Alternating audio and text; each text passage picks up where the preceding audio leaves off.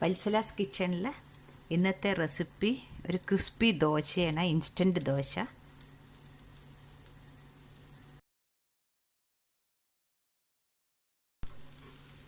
ഇപ്പോൾ ഈ മൊരുമൊരു ദോശ എങ്ങനെയാണ്, ഇതിൻ്റെ ഇൻഗ്രീഡിയൻസ് എന്താണെന്ന് പറഞ്ഞുതരാം.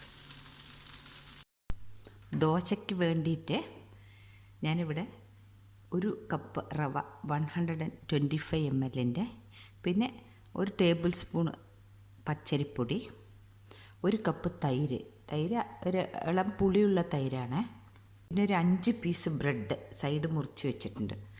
അപ്പോൾ നമുക്ക് ആദ്യം ചെയ്യേണ്ടത് ഈ റവ ഒരു 10 മിനിറ്റ് ഇളം ചൂടുവെള്ളത്തിലിട്ട് വെക്കാം. നമുക്കിതൊന്ന് അരച്ചെടുക്കണം. റവ ഒരു ഇളം ചൂടുവെള്ളത്തിൽ ഇട്ട് വെച്ചിരിക്കുകയാണ്.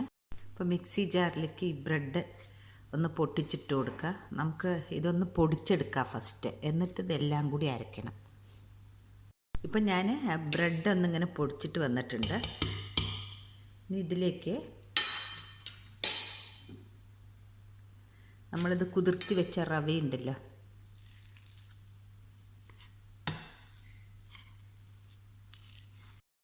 ഈ തൈര്, പിന്നെ കുറച്ചൊരു ക്രിസ്പിനെസ് കിട്ടാൻ വേണ്ടിയിട്ടാണ് പച്ചരിപ്പൊടി. ഇത് നല്ല ഫൈൻ പേസ്റ്റായിട്ട് അരച്ചെടുക്കാം. നമുക്കൊരു കപ്പ് വെള്ളം ഒഴിച്ചിട്ട്. അപ്പം ഞാൻ മിക്സിയിൽ ഇതിങ്ങനെ ദോശമാവിൻ്റെ പരുവത്തിൽ അരച്ചിട്ട് വന്നിട്ടുണ്ട്. ഇനി ഇതിലേക്ക് കുറച്ച് ഉപ്പിട്ട് കൊടുക്കുക. ബ്രെഡ് ആയതുകൊണ്ട് അധികം വേണ്ട ഉപ്പ്. പിന്നെ നമ്മൾ ഇൻസ്റ്റൻ്റായിട്ട് ഇതിപ്പോൾ ഉണ്ടാക്കണത് കൊണ്ട് ഒരു വളരെ ഇതൊരു സോഡ ഇട്ട് കൊടുക്കുക. ഇനി അത് നമ്മളെ റെസ്റ്റ് ചെയ്യുന്നില്ലല്ലോ. നമ്മളിപ്പോൾ മാവ് പെട്ടെന്ന് തീർന്നാൽ ഉടനെ ഉണ്ടാക്കാനുള്ള ഒരു സൊല്യൂഷനാണിത്. നല്ല ക്രിസ്പി ആയിട്ടുള്ളൊരു ദോശ, പിന്നെ ഒരു വെറൈറ്റിയും ആയല്ലോ. നമ്മൾ ഡെയിലി ഇപ്പം മറ്റേ അരിദോശ തന്നെയല്ലേ, ഇഡ്ഡലി അരിദോശയൊക്കെ തന്നെയല്ലേ. അപ്പം ഞാനൊരു ദോശയുടെ പാന് വെച്ച് കൊടുത്തിട്ടുണ്ട്. ഇത് അധികം ചൂടാവണ്ട. ചൂടായാൽ നമുക്ക് അങ്ങനെ അത് ഉരുണ്ടു വെക്കളയും മാവ്. നമുക്കൊരു ദോശ വെച്ച് കൊടുക്കുക.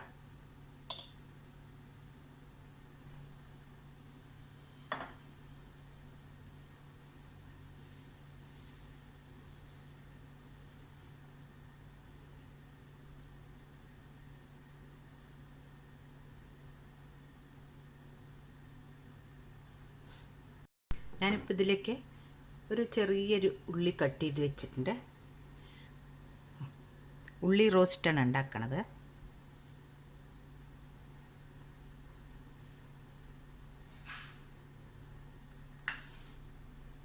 ഉള്ളി ഇട്ടാൽ എപ്പോഴും നമ്മൾ ഇങ്ങനെ ഒന്ന് ആക്കി കൊടുക്കണം, അല്ലെങ്കിൽ ഉള്ളി അങ്ങനെ മറിച്ചിടുമ്പോൾ വീണ് പോകും. ഇതിലേക്ക് നെയ്യോ എണ്ണയോ നമുക്ക് എന്താ വേണ്ട ഒഴിച്ച് കൊടുക്കുക. ഇനി നമുക്കിതൊന്ന് മറിച്ചിട്ട് കൊടുക്കാം.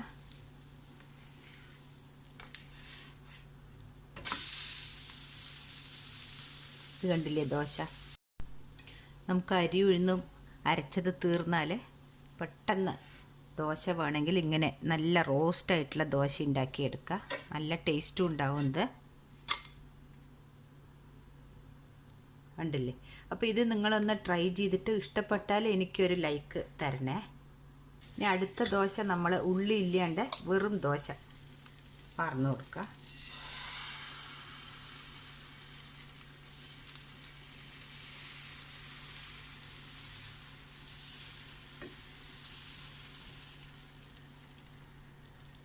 ഞാനിത് നെയ്യും എണ്ണയും കൂടി മിക്സ് ചെയ്ത് വെച്ചതാണ്.